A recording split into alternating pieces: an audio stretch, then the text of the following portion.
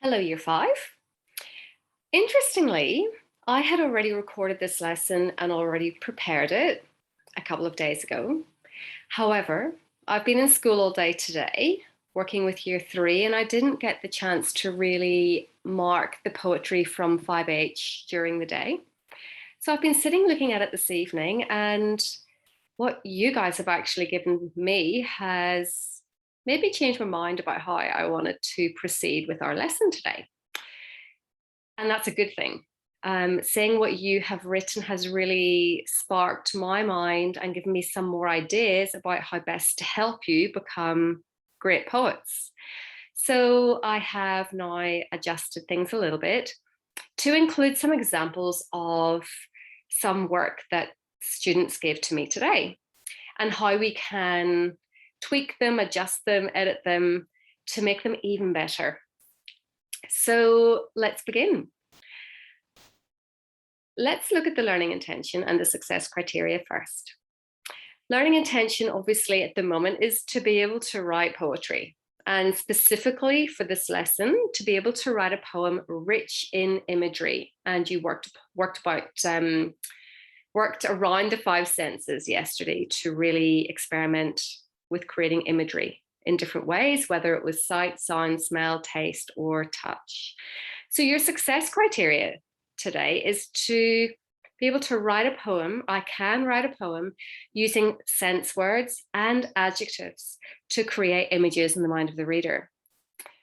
Now, before we go any further, I do have to share something with you, unfortunately, but it's really important. Incomplete work. I just need to say this because I would hate anybody to continue with this lesson that didn't actually do yesterday's work. That's going to make it really tricky, and it's not going to make a lot of sense. So, unfortunately, the bad news I have to share is that in 5H, 10 students did not turn in their poetry work from yesterday. 5Y, 11 students, and 5G, you are the winners. 6 of you did not turn your work in, which is still 6 people, but that's a lot better than 11 and 10. So a little bit disappointing. However, as we always talk about feedback, I'm going to take that as feedback to myself, in that I'm wondering if those people watched the video and just felt totally overwhelmed and confused and didn't know where to start and thought, that's too hard, I'll come back to that later. And then you may have forgotten. So I'm going to give you the benefit of the doubt and go with that theory. I know it might have seemed a bit overwhelming, and I had written that in the instructions that you had to really concentrate, and I knew it was tricky. So if you're one of those people, I will ask you to go back and really try that lesson again, because I don't think this lesson is going to be as valuable or make as much sense if you haven't already done that. Okay, let's move on.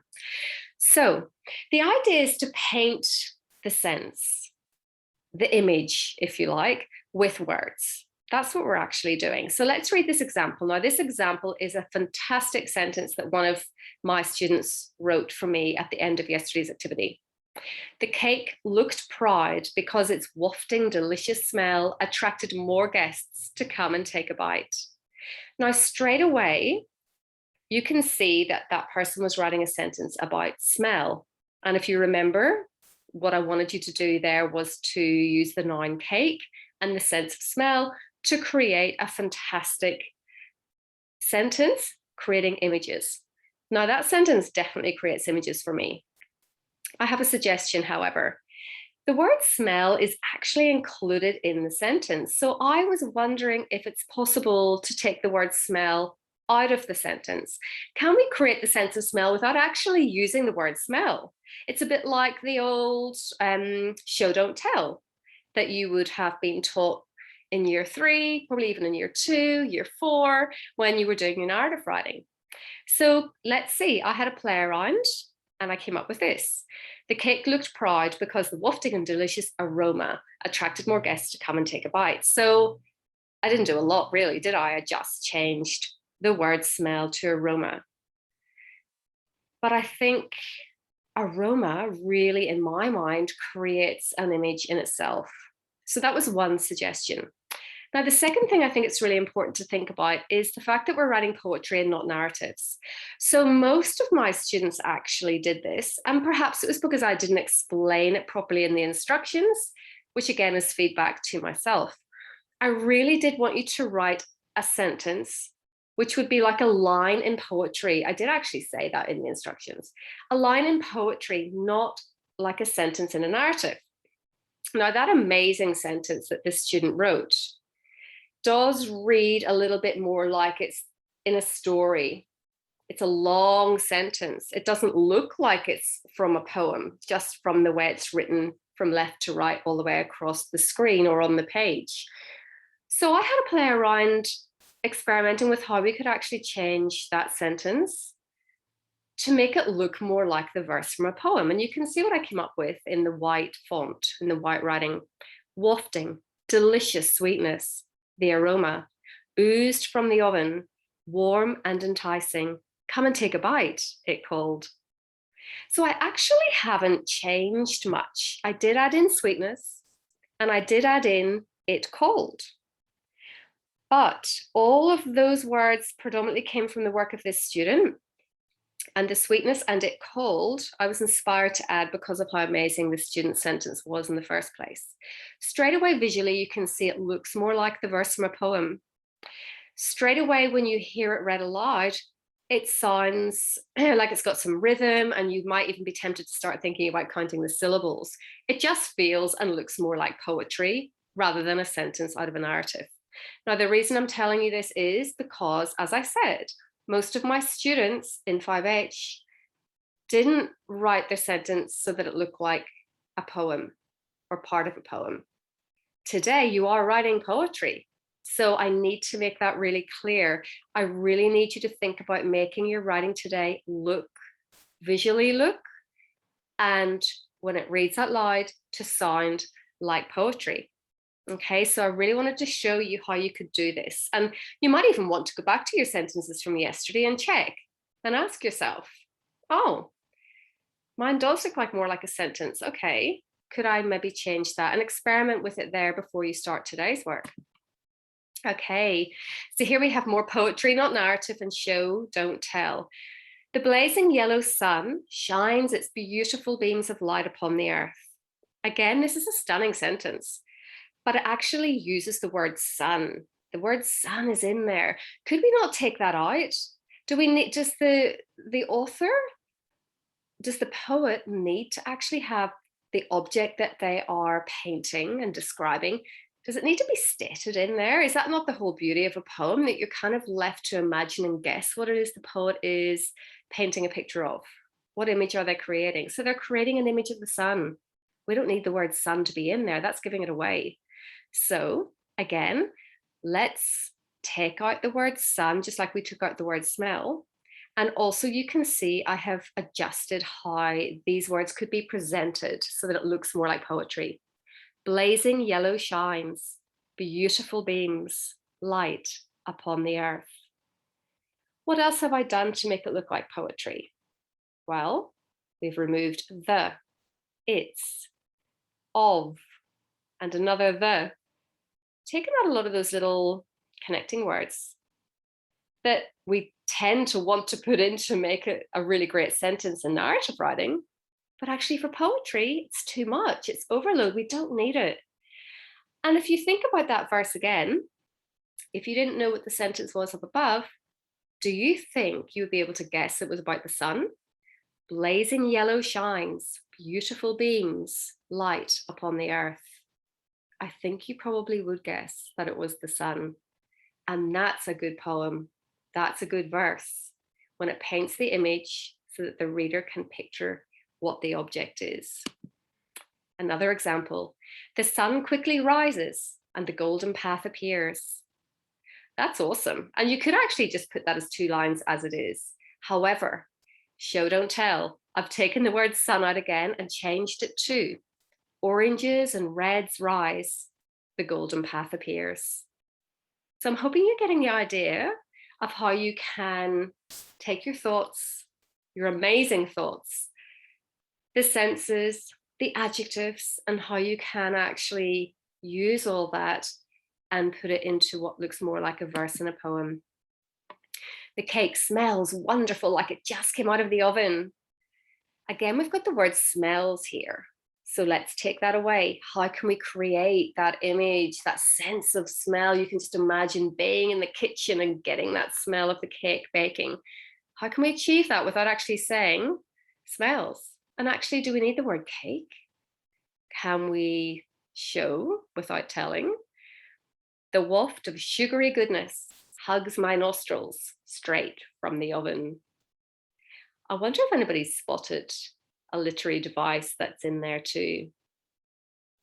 Do smells, would a waft of sugary goodness actually hug your nostrils? What is that an example of? We're not going to talk about those literary devices in this lesson in detail though. So that's a little side note for those of you who just want the challenge of trying to work that out. Okay. Actually, there was another literary device. Having said that, I can't help myself. I want to go back and see if I can find it. Oh, yes, this one. Come and take a bite, it called. Would the delicious sweet aroma wafting in the kitchen, oozing from the oven, would it actually call? It's not a person calling, but it makes it sound like it is here. So that's another literary device. I'm just going to leave that thought hanging in the air.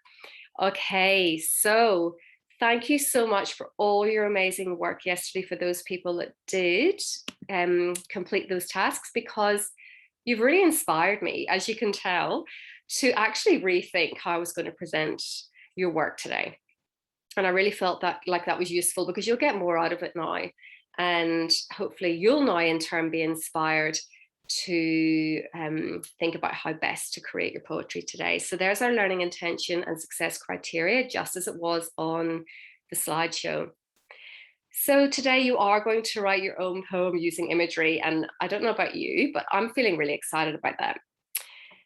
And I've suggested some topics here for you. Sunrise or sunset. I know it seems a bit typical, but actually it's quite easy to write about. The ocean, a forest, a shopping center, a school. These are some suggestions. If you're feeling incredibly creative and you want to think outside the box a bit, you're welcome to choose your own topic. But I just wanted to really give lots of you a starting point. Okay, now here is a planning box. And I really wanted us to use this to collect a list of adjectives that relate to each of the senses that you could use in your poem. So step one, in the top part of the table, write your chosen topic, whether it's the sunrise, ocean, forest, or your own, whatever you've decided, write it in there.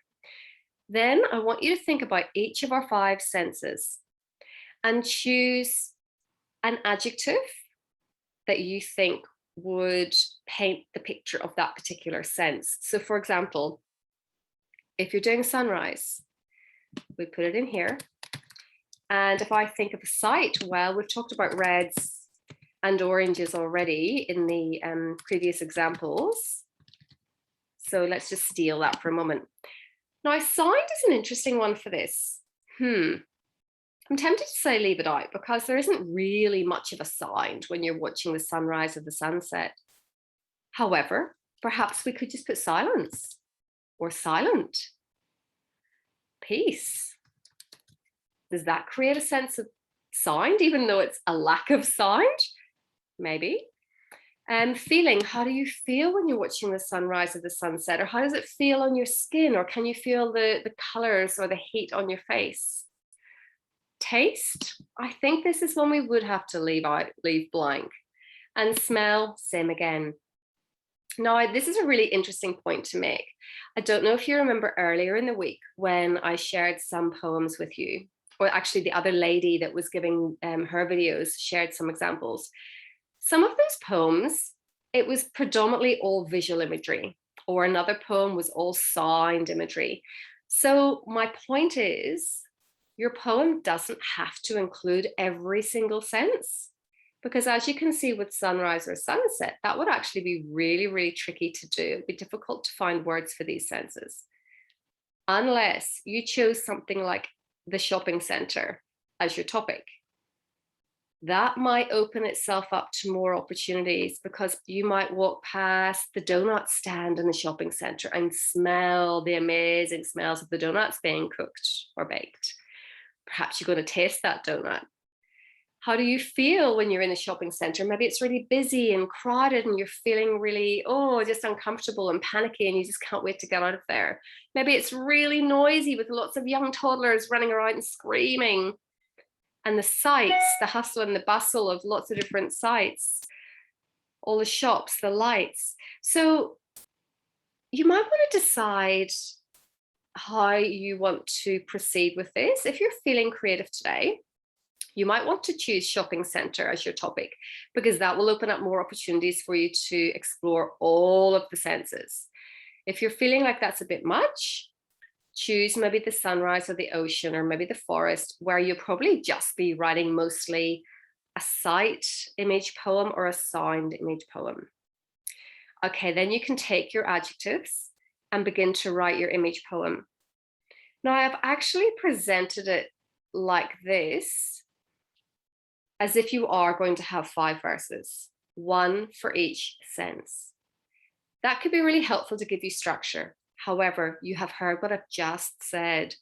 If that's too much, scale it right back down and keep it simple. Because the goal, what was our goal? What was our learning intention? To write a poem rich in imagery. That can be just all sight or just all sound. Or you can interpret that as wanting lots of different senses to create that imagery. It's up to you and how you're feeling. That in itself is going to mean that this is a task that can be kept simple, or you can really extend yourself if you want.